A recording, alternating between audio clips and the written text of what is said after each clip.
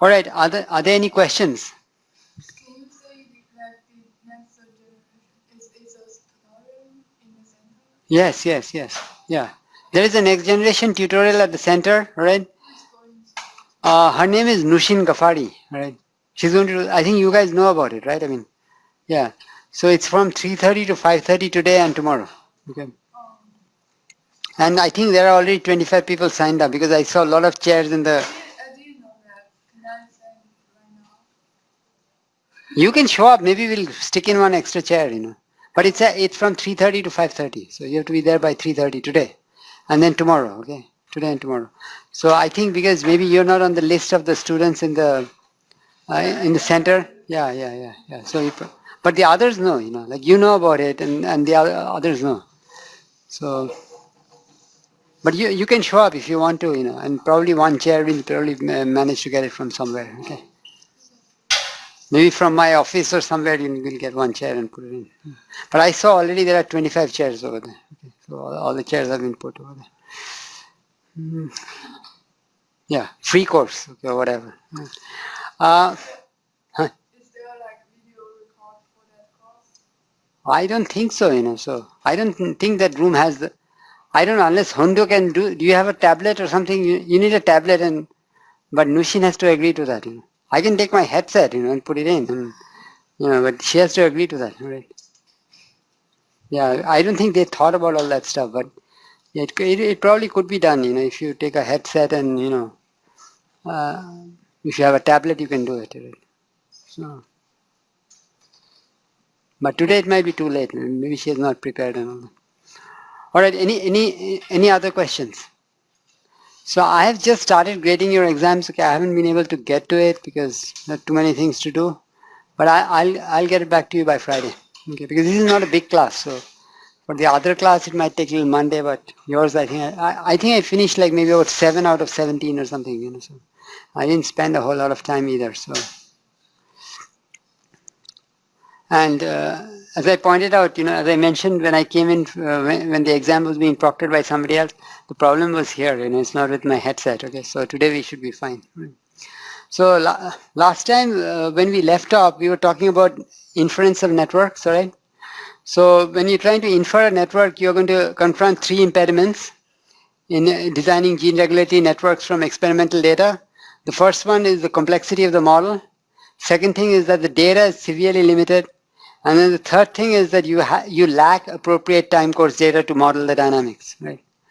So numerous approaches to network inference have been proposed in the literature, many of them based on gene expression microarray data, right? So you see the data and then based on that you're trying to infer a network. Here we are just going to briefly outline some of the proposed methods for probabilistic Boolean networks. Okay, these are not the only kind of gene regulatory networks. There are people that study other kinds of networks, and everyone has proposed their own methods. But again, all those methods, they will suffer from these drawbacks because you have very limited amount of data, right?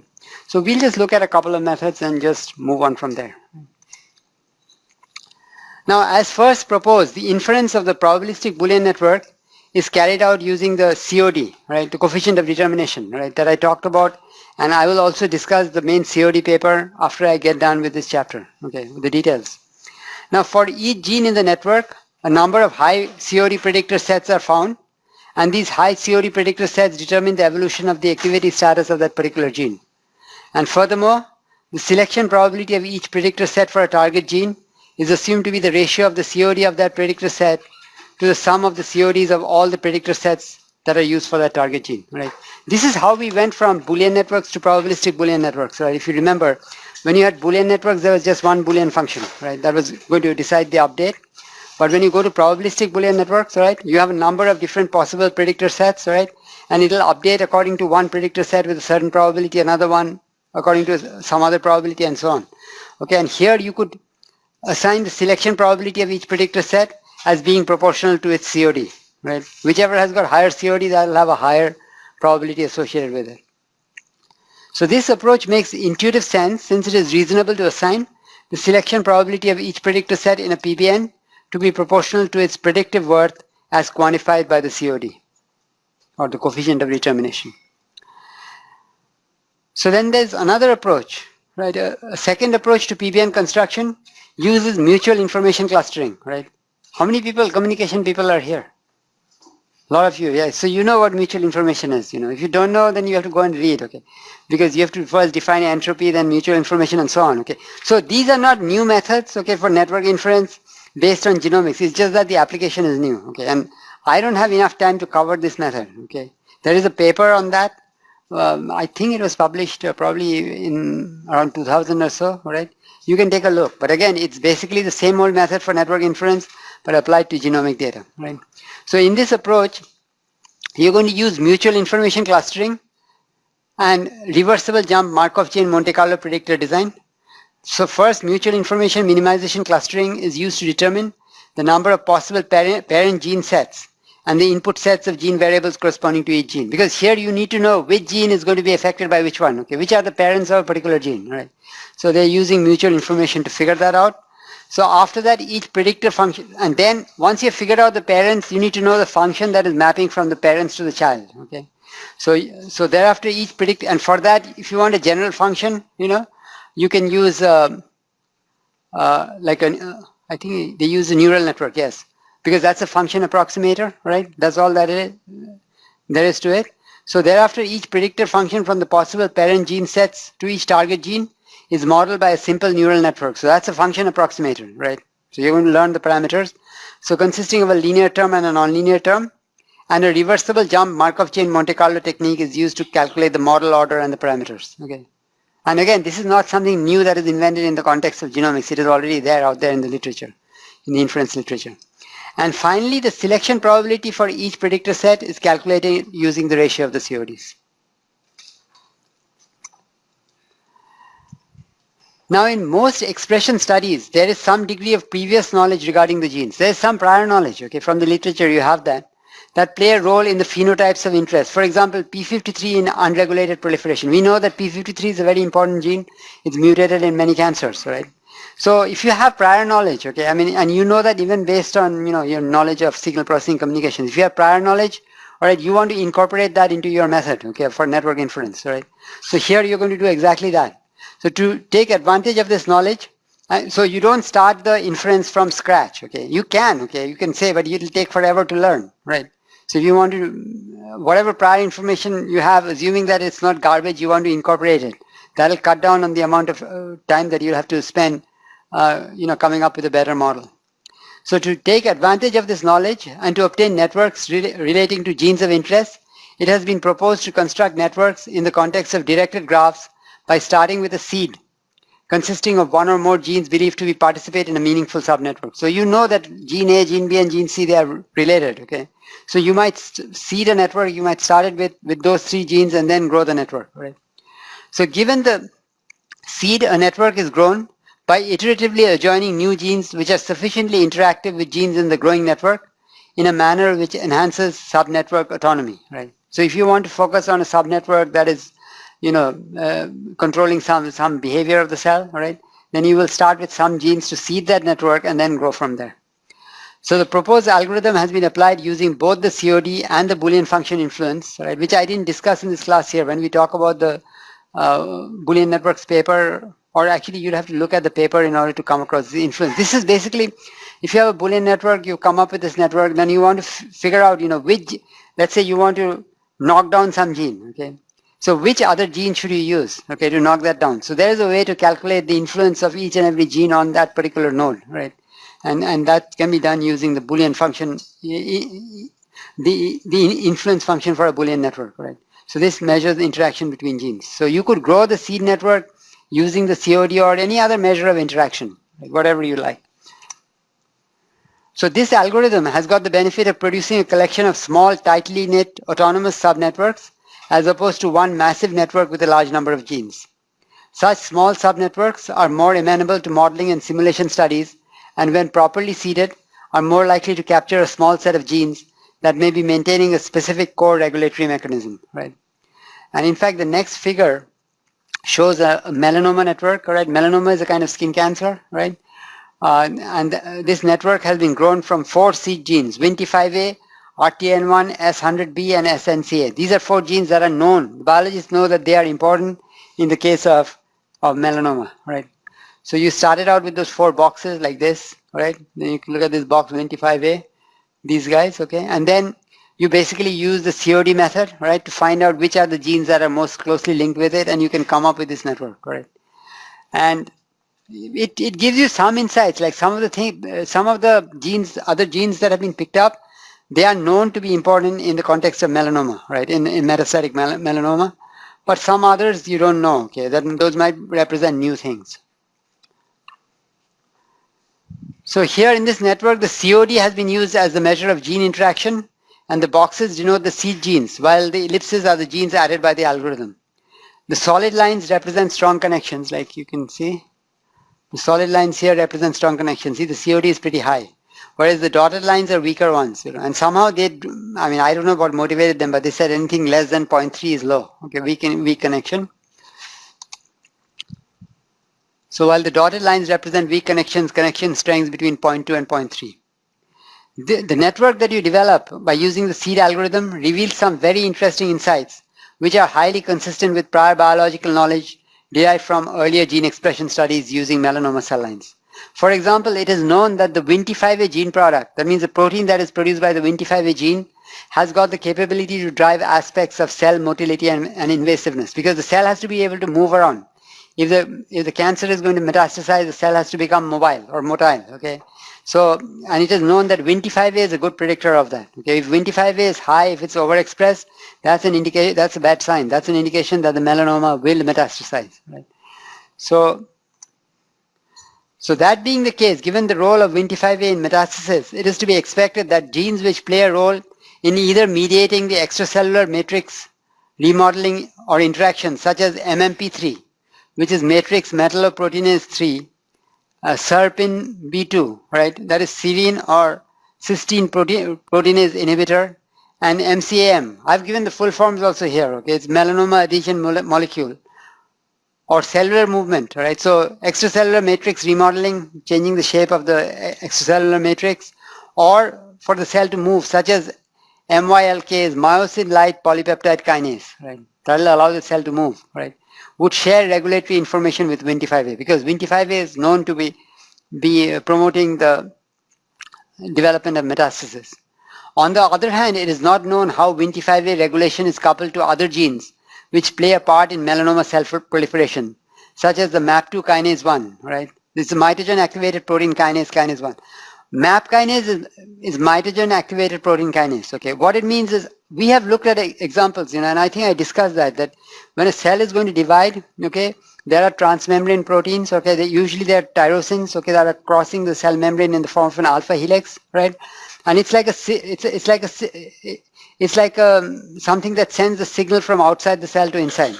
So you have this transmembrane protein. When some molecule comes and binds it outside the cell, right, the cell division machinery inside is turned on. The thing that comes and binds the cell, that's called a mitogen, right? Mitosis, okay, is cell division, right? Mitogen is something that promotes cell division. So if that molecule comes and binds the receptor on the outside of this transmembrane protein, that will be a mitogen, okay? So that's why these pathways are called the mitogen activated protein kinase pathways, okay, or the MAP kinase pathways. So while developing this network, they found that Wnt5A also shared relationship with MAP kinase, right? And the regulation of apoptosis. These are called caspases or cysteine aspartate proteases, okay?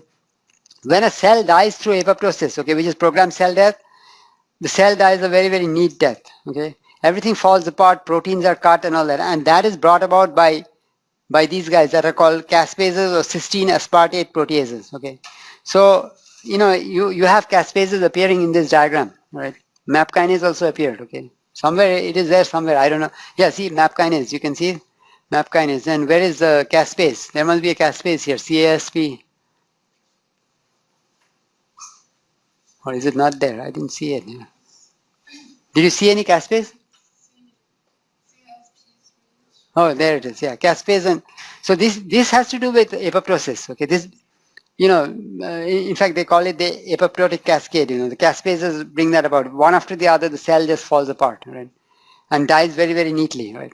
The MAP2 kinase or the MAP kinase is basically when a mitogen comes and binds from outside, right? And then there is the signaling inside, phosphorylation of a lot of proteins and all that. So that's the MAP2 kinase.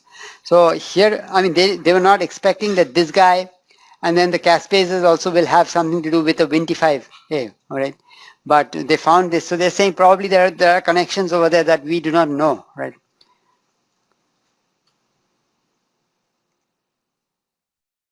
So on the other hand, it is not known how Wnt5A regulation is coupled to other genes which play a part in melanoma cell proliferation, such as the MAP2 kinase 1, right? And in the regulation of apoptosis such as caspase, cysteine aspartate protease 3, and BIRC1, baculoviral IAP repeat containing 1. Nevertheless, it is quite possible that high-level coordination of these activities exists through either specific circuitry or as a consequence of differing extracellular interactions which arise from metastatic cell movement. Right? When the cancer metastasizes, the cell moves. So it's possible that there are other things that come into play that we don't know, we don't understand, that would reveal that kind of connection in the seed network that you have grown. Now we move on to the issue of steady state data. The problem is you do not have time course data. You don't have dynamic data. You're trying to infer a network or a regulatory network, right? So that's a difficult problem. So a key issue in network design arises because much of the currently available gene expression data come to us from the steady state phenotypic behavior and does not capture any temporal history, right? Consequently, the process of inferring a probabilistic Boolean network or any gene regulatory network, which is a dynamical system, from steady-state data is a severely ill-posed inverse problem, right? Steady-state behavior constrains the dynamical behavior of the network but doesn't determine it. There might be a lot of different systems, right, that'll fit that same steady-state behavior. So therefore, building a dynamical model from steady-state data is a kind of overfitting, and it is for this reason that a design network should be viewed as providing a regulatory structure which is consistent with the observed steady-state behavior, right? Nothing more than that, okay?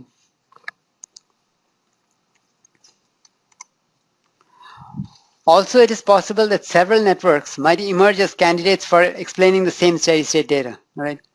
So under the assumption that we are sampling from the steady state, right, all the data is coming from the steady state, a key criterion for checking the validity of a design network is that much of its steady state mass lies in the states that are observed in the sample data, because it is expected that the data states consist mostly of attractor states, right? And a number of recent papers have focused on network inference, keeping in mind that most of the data states correspond to steady-state behavior. In one of these, a fully Bayesian approach has been proposed, which emphasizes network topology. And again, I mean, these papers are all there on our websites. Okay? You can go and look over there.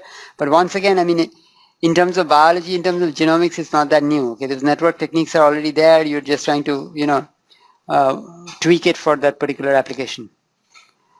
So the method that is developed in that paper computes the possible parent sets of each gene, the corresponding predictors, and the associated probabilities based on a neural network model using a reversible jump Markov chain Monte Carlo technique. So this must be the same kind of paper that we were talking about before, okay, where I said that you're going to use mutual information clustering, right? Here maybe you use different criterion, okay, but to get to the same point. And then the structure of the predictor is the same. It's like a neural network model, right? And then you'll use a reversible jump MCMC technique. And an MCMC method is employed to search the network configurations to find those with the highest Bayesian scores to construct the PBNs. Again, you want the ones that have higher scores, right? You want to use them in the network. So this method has been applied to a melanoma cell line data set. And the steady-state distribution of the resulting model contains attractors which are either identical or very similar to the states that are observed in the data. And many of these attractors, they are singleton attractors. That means once you get in there, you don't get out. Okay? It's not like a cyclic attractor, right? And which mimics the biological propensity to stably occupy a given state. Furthermore, the connectivity rules for the most optimally generated networks constituting the PBN were found to be remarkably similar with strong interactions between the components, right? Again, I mean, this is some method they came up with, and they're trying to relate it to the real world knowledge. Now, if we consider network inference from the general perspective of an ill-posed inverse problem, then one can formalize inference by postulating criteria that constitute a solution space in which a design network must lie. For this, we propose two kinds of criteria. One kind is the constraint criteria. These are composed of restrictions on the form of the network, such as biological and complexity constraints. For example, you might say that you cannot have more than 4 levels, for going to the attractor from any state. Okay, that could be a constraint. Okay, or you can say that the attractor should be singleton attractors. Okay, you should not have large cycles, right? Even if there are cycles, maybe only 2 or 3 states. Right? Operational criteria are composed of relations that must be satisfied between the model and the data. So examples of constraint criteria would include limits on connectivity and attractor cycles. Okay, that each gene should be directly influenced only by 2 or 3 other genes. Okay, so it's a sparse connection. Now, one example of an operational criteria is some degree of concordance between sample and model CODs, and another is the requirement that data states are attractor states in the model. Right. So you had this data, you learned this network, right? Now you go and analyze that network, construct the attractors. Those data states, those attractor states better belong to the same data. Okay, I mean overlap with the same data.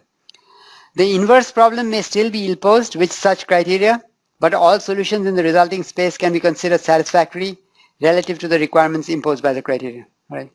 And this kind of approach has been implemented by finding constituent Boolean networks satisfying constraints such as limited attractor structure, right? Transient time, how many steps you take to get to the attractor, and connectivity, and so on. Okay, these papers are already there. They are published. They are there on the website. It's, I think, 2005 paper, right? So if you want to take a look, you can. If you want to present one of these in class, that's fine too. Right? All right, any questions so far? Now, in addition to the ongoing effort to infer probabilistic Boolean networks, there has also been a continuing effort to infer Bayesian networks and dynamic Bayesian networks. Right? What is a Bayesian network? A Bayesian network is essentially a compact graphical representation of a joint probability distribution. Right? So it tells you, like, each gene is affected by its parents. Okay, so you have a conditional probability transition table. It will tell you that if the parents are taking these values, then the child will assume this value with probability so much. Okay, that kind of information you have. So the representation takes the form of a directed acyclic graph in which the nodes of the graph represent random variables and the directed edges or lag thereof represent conditional dependencies or independencies. Right? That's what I was saying. If the parents take value, one parent takes 1, the other one 0, then the child will take certain value with certain probability. Right? So the network also includes conditional probability distributions for each of the random variables. Now, in the case of genetic networks, the values of the nodes can correspond to gene expression levels or other measurable events, including external conditions. Like, let's say you put in a drug, right? That could also be a conditioning variable, right? Now, there is a precisely characterized relationship between certain dynamic Bayesian networks and probabilistic Boolean networks in the sense that they can represent the same joint distribution over their corresponding variables, right? And in this sense, PBNs are more specific in the sense that the mapping between PBNs and DBNs is many to one.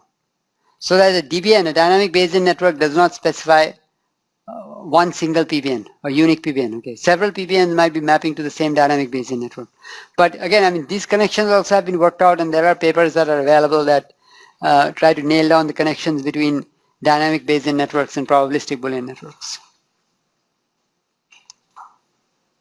All right, any questions? Yes, sir. Go ahead. My question is, do they use as a model? I mean, here, if the kind like dynamic Bayesian network, probability Bayesian network, things like that. I mean, do they really use them in designing drug, or it's just like what's a matter of? Okay. In theory, they can be used for designing drugs. Okay, but remember, right? In practice, the problem is that, you know, if you come up with a probabilistic Boolean network, the dynamic Bayesian network, maybe it's used. The Bayesian network might be used. Okay, there are more people working.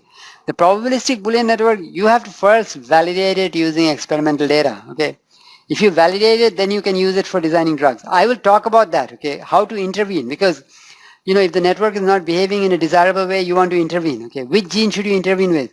Things like that. There are ideas that we will throw out there. Okay, but I'm not aware that too many what should I say, drug designs have been done based on that, simply because, you know, nobody has taken the time to go and collect data from the real world and validate these networks. All right. Yeah, another way in which you can see, because these are very sparsely connected networks. All right. So what you could do, and I think that has a better shot at succeeding, is instead of trying to infer a network from scratch just by using data, take the pathway knowledge. Biologists have marginal information about interactions between different molecules. Okay, they call that pathway knowledge. If you go and look up under biological pathways on the internet, you'll see there are tons of them. Okay, so you might want to take that information, right, and then update that using, like whatever other time domain data that you have, right, and then you've actually put in some structure into the model, right? Because the PBN, everything is up in the air. Okay, you're going to update according to certain probabilities. What are those probabilities going to be for selecting the predictors? Okay, we don't know, right?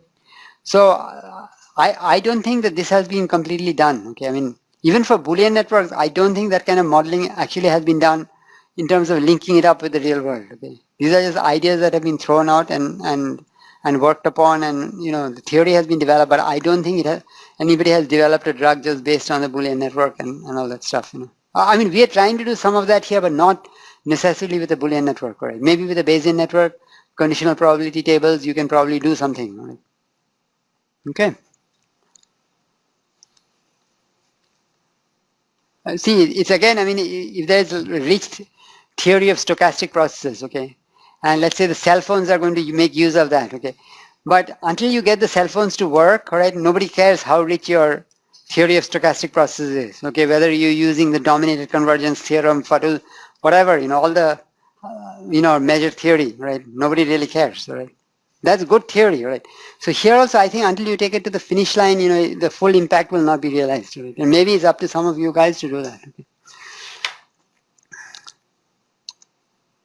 Okay, the next topic is intervention, all right? And in intervention, what you're trying to do is, let's say, you have a gene regulatory network that got messed up because of some mutations, okay? So now you want to intervene, okay? If it's going to lead to cancer, you want to try to see, okay, which is the best gene to intervene with, okay? Or even some of you are working on agri-life projects, okay? If it's a plant, water use problem that you're looking at, okay? You want to make the plant more water efficient, okay? Drought tolerant, okay? So you might have some signaling pathway, you might build up some regulatory network, and you want to be able to predict, okay, which are the genes that I should alter so that the plant uses less water. Okay, that's an important problem, okay, in plant biology also. So those kind of things we are going to discuss in this chapter on intervention, okay. But before that, I want to spend some time. I want to spend like a couple of lectures, maybe today and Friday, possibly even Monday, talking about the COD, all right. I'll discuss the COD paper, right, and also the explanatory material that goes with that paper, right? This intervention thing I can cover quite quickly. It's not a problem, okay? Because and this is something that I have myself have also worked on that. Okay, so now, so let's switch gears now and go to the. So I think any questions? So we are on page 629 over here. Okay, so another 70 pages. 70 pages and we'll get done, okay. But I want to first now go to the material on the COD paper, the explanatory material on the COD paper, right? And I think wait a minute, okay, they should have been, yeah, COD explain, yeah. So first I'm going to cover my explanatory notes, okay, on this stuff, and some of this stuff will be quite familiar to you because I know there are many people here with background in communications and in signal processing and all that, and these are not new techniques, okay? So, if you already know this stuff, this is just like a review, but I'll go through that because these ideas are used in the COD paper, okay? So this is about, so the COD or the coefficient of determination, that's a technique that we are using basically to do expression prediction. Like if you have a microarray, all right, I mean, what is my best estimate for the expression level of a gene given no data? Okay, that's what I want to see first. And then I want to see what is the best estimate if I have some other data, okay, if I have some other predictors, all right? And the amount by which the estimate improves, that is basically the COD, okay? That's what I defined earlier, right? And that's what we'll see in this paper. Now, in order to talk about the COD, we need to understand a few concepts, all right? So the paper that we will discuss is the general nonlinear framework for the analysis of gene interaction via multivariate expression arrays, all right? And here I'm trying to fill in some of the details, okay? So this is for the book that we were working on, myself and Dr. Doherty, and this is like a draft of that of that chapter, or initial draft when I was preparing some of this material. So, but I think, and that semester, that was in the summer of 2004. So I was teaching a course, basically this course only for the first time, okay, writing the notes and all that. So let's fill in some of the details, okay, because if you don't know the details, then it'll be difficult to follow that particular paper, right? First one, given a real valued random variable y, the best constant predictor of y, right, in the absence of any observation, right, in the absence of any more side information, is the mean of y, okay? So did you all know this, or if you didn't know, we are doing the proof here, because remember, I had to teach this also to undergrads, okay? They didn't know, and some of them were not happy because 303 was not listed as a prerequisite. So if I offer an undergrad version of this course later, I will list 303, that's random, I think, random signals and systems. Yeah. So I will make that a prerequisite because, I mean, in previous year, huh? That's junior course, but it's 489. Oh, it's 489. The number is 419. It has become a regular course. I offered it a number of times as a 489 and then it became a regular course. But this time I didn't club it with 669 because I didn't know how to handle this problem. If they don't have 303 again, they'll come and the biology part is fine. But once it gets into the stochastic stuff, then it has happened once that some people got really upset, okay. In most cases they were happy because they're learning so much of new material, right, that they are willing to stretch and endure the growing pains, okay, even learning some of the stochastic stuff, because I covered that stuff, tried to explain, but one or two people, they were a little bit turned off. So maybe next time I have to list 303 as a prerequisite for this class, because these kind of things would be covered in 303. So the idea is, so you have a constant predictor C, right? So the mean, you look at the mean square error. So you take the difference between the random variable and the predictor, right? Square that, take the expectation. That's the mean square error. So you do the expansion, then you get this expression. Now you're going to take the derivative, set that equal to 0, right? To minimize this error. So you differentiate with respect to C, and setting the derivative to 0, right, you're going to get C is the mean of the random variable y, okay. So that's the best constant predictor. And to make sure that in fact this thing is minimized when you choose C equal to the mean of y, right, you take the second derivative, and the second derivative is positive, so you do have a minimum, okay. So that's the first thing, first fact, right. Now the second fact is that if you have data, because remember when you're doing the COD, you want to get the best predictor, right, in the absence of any data, in the absence of any side information kind of. Then you want to also get the best predictor with the data, right? And then you want to see by how much you improved. Okay, that's what the COD measures. So fact 2, if you have data, the minimum mean square error estimate of a random variable y given an observed random variable x is the conditional mean or the conditional expectation of y given x. All right. So did everybody know that, or most people knew that, right? I mean, if you don't make any distributional assumptions, right, and your criteria is the minimum mean square error, the best estimate is the conditional expectation, right? Right? Because you are conditioning this on the data. Okay, over there you don't have any data, so it is just the expectation. So again, if you want to do a proof of that, right? So the proof of that is like some completion of squares, okay? I mean, it's one of those problems. I don't know. Is it easy to do the regular proof? I mean, the proof that I'm doing is a little bit of cheating because it's like I know the answer and I'm going to plug it in and try to manipulate and show that that is the answer, right? At least that was the proof that was shown to me when I was a grad student. Okay, so I don't know. Has anybody seen a better proof, right? There must be, because somebody must have guessed that, okay? I mean, right? I mean, because you're students in communications and these areas, right? I mean, so you're experts in this, right? But anyway, I'll do the proof that, is good enough to explain to undergrads. So you're looking at the mean square error. So y hat is the estimate of y, okay? So you take the square of this, take the expectation, that's the mean square error. Then you know the answer, okay? The answer is the conditional expectation of y given x, okay?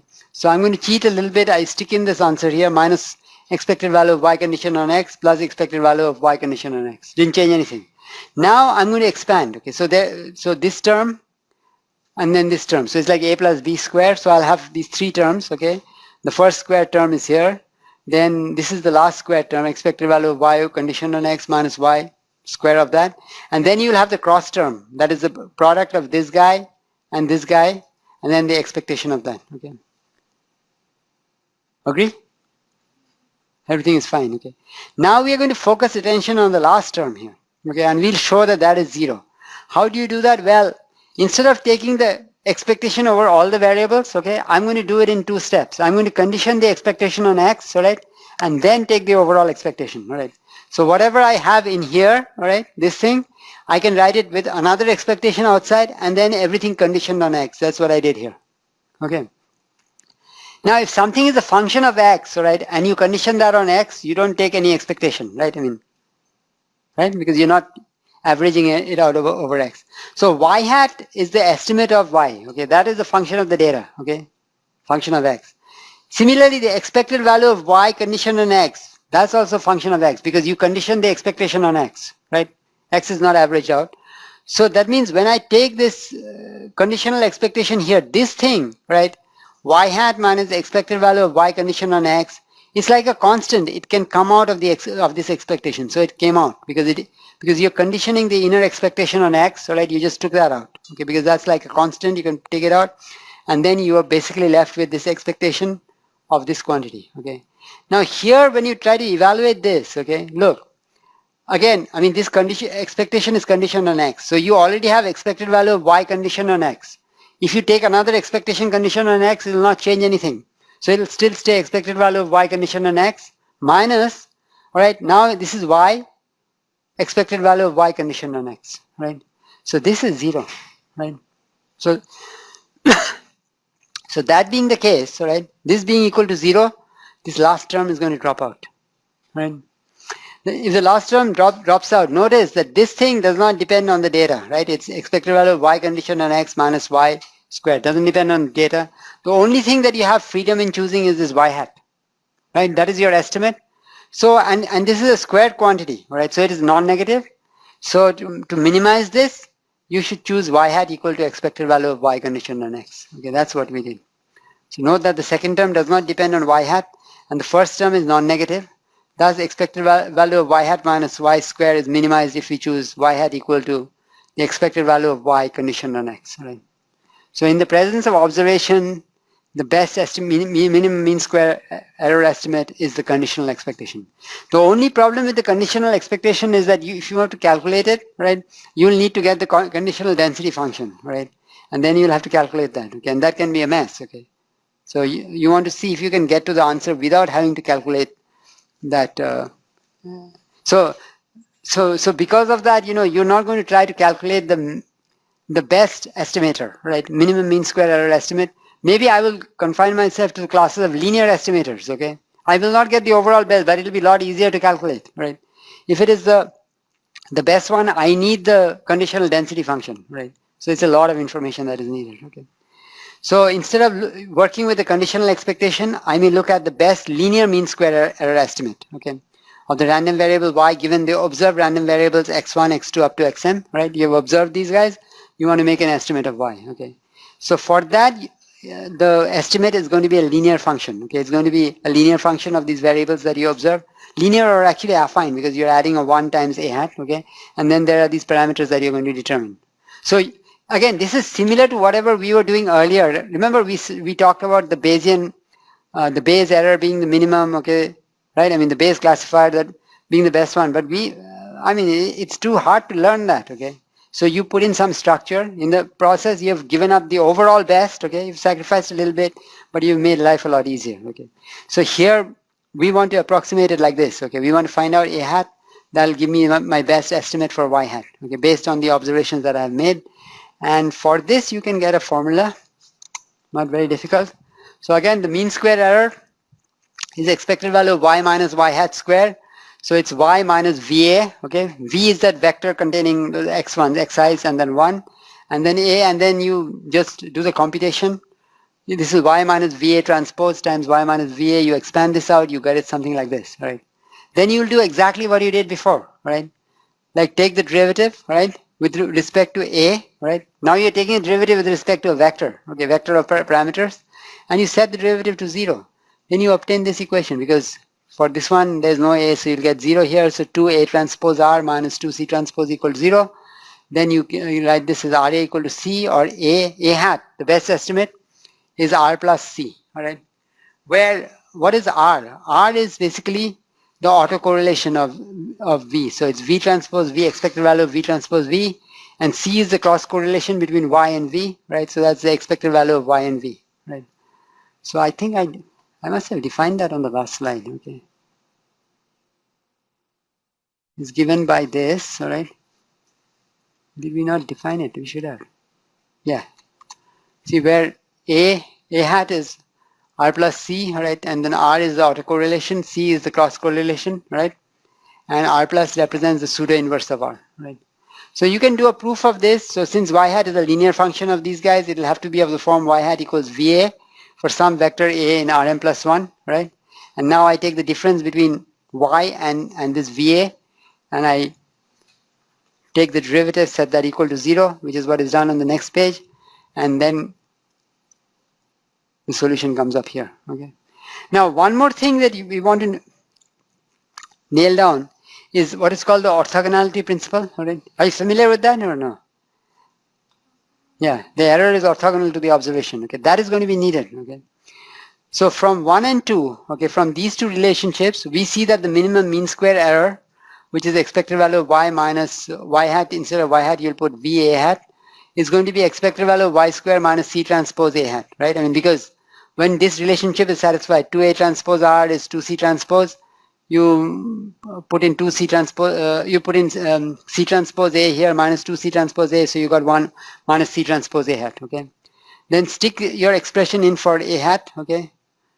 And you will get, this is the expected value of y square minus expected value of c transpose. Well, c was the cross correlation, so you'll get yv times a hat, okay?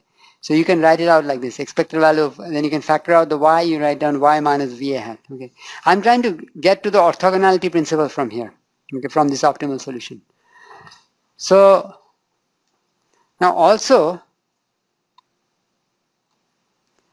you can check that expected value of y minus va hat square will be basically this multiplied by itself. So you'll write down y times y minus va hat times y minus va hat. You multiply this out, you get y times y minus va hat minus. You can write this as a hat transpose. And again, you can check the math, okay? If there are any problems, you let me know, okay? But you can write it out like this, all right? Now comparing these two guys, 3 and 4, all right?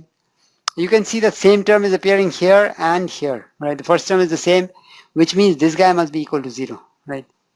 So this fellow, this second term must be 0, which you can write it out like this. And this is the orthogonality principle, because it's telling you that the error is orthogonal to the observation, okay? When you're doing this kind of linear estimation, right? For the best. And in fact, I think the orthogonality principle is used for deriving all these Wiener filters and all those things, all right? So, okay, you must have seen them somewhere, or look back in your notes, okay? Now, my intention is that I need to use this orthogonality principle to derive some of the equations in that paper, okay, that we are going to discuss next time. So let's try to derive equation 5 in that paper, right? And I can walk you through the steps. So in that paper, we are interested in determining the best linear mean square estimate of y given the random variables x1 through xn, right? So then in this case, A will be looking like this, B, A1, A2 up to AN, and the linear estimate will be of this form, y hat equals VA hat, right? Where V will be having 1, x1 up to xn, exactly the theory that I developed, okay? And then multiplied by this vector, okay? So you can write it out as B hat plus sigma I going from 1 to n, AI hat xi. Now, without any loss of generality, we are going to assume, and as it is assumed in the paper, that we are going to assume that the xi's have got 0 means, okay? If they don't, that can always be corrected by this term here, right? There's a b hat term here. So now from 3 in the derivation of fact 3, right? See this one? See, we found an expression for the minimum error, right? See 3, right? The minimum error, if you're going to use the optimal linear predictor, is given by this, okay? So we write that expression out. Because remember, to calculate the COD, I need to get the error without any observations for the best predictor, okay? Error for the best predictor in the presence of observations, and then I take the difference and the ratio, and I will get my COD, okay? So here we are trying to get closed form expressions, okay, for the COD, right? So from 3 in the derivation of fact 3, you will get this expression epsilon opt is this, okay, which is expected value of y square minus expected value of yv times a hat. So that's expected value of y square minus expected value of y times v a hat. Okay, v is this, 1 x1 up to xn, and a hat is this, all right? So you multiply this out, you get expected value of y square minus it'll be b hat times the expected value of y times 1, so mu y. And then for the others, all right, it is going to be basically the expected value of y multiplied by each of these xi's. So you get a1 hat multiplied by y x1, expected value of that, and so on. Okay. So now I introduce the correlation coefficient between xi and y. Right. I'm going to write things in terms of the correlation coefficient. Right. So the correlation coefficient between xi and y is given by this formula. You take the mean from the random variable, mean from the other random variable, multiply it out, take the expectation, divide that by the standard deviation of each random variable. Right. That's the formula for the correlation coefficient. Right. Now, since the mean for the random variables that we are using, the mean is 0. You can write down that the expected value of xi, so these terms will drop out, this and this will drop out, and expected value of xiy is going to be the correlation coefficient multiplied by the standard deviation multiplied by the standard deviation of the other one. Okay, so I can stick this in over here, right? I can stick this in here, and so and even for this I can write down in terms of the mean and the standard deviation, right? I mean, because you know that, right? I mean, when you calculate the variance, you can express this in terms of mean and the standard deviation. It will be like mu square plus sigma square, right? So now sigma square y is expected value of y square minus mu y square. Wait, maybe I skipped something. Let me see. I don't want to skip anything, so let's see. So substituting b into a, right? You get this relationship, all right? So this is for the error of the best linear predictor without any observations, okay? I get this relationship, and furthermore, you also get that